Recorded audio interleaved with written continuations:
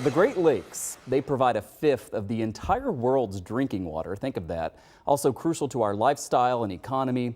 But Western New York is missing out on part of the benefit. There is no port available here for the growing lake cruise industry.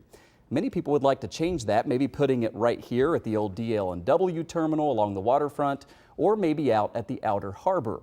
Today, 2 on Your Side's Ron Plants talk with people who know this industry very well and who say cruise ships could be a boom for Buffalo. But as always, there are questions of cost.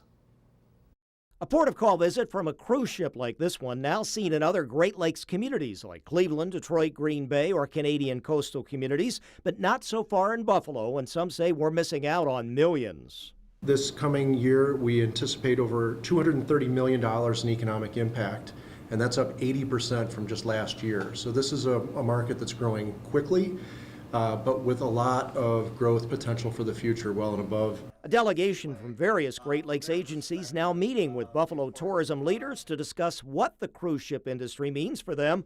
Also the subject of a state-sponsored feasibility study with a push from Governor Hochul. Some cite claims by the, quote, International, not specifically Great Lakes Cruise Ship Association, that 6 in 10 port visitors say they might return for a longer visit. Detroit's experience? We've had people that have come and said, I had no idea of all the things that you have to offer. I didn't know Detroit was so clean. Detroit is extremely safe. The food scene here is great. And from what I've experienced so far, Buffalo has those exact same things here. Encouraging, but again, Buffalo port facilities would be needed for the ships and passengers with customs clearance with Canadian visits. These officials said they didn't know about cost, but there's a $22 million Detroit port terminal in part used for such ships. And National Geographic reporting the typical over 55 affluent passenger spends only about $150 to $180 on shore per person, with meals and lodging on board the expensive cruise ships.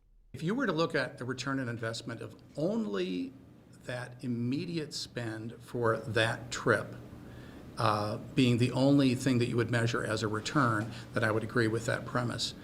But the fact is, there are other benefits that the community will benefit from.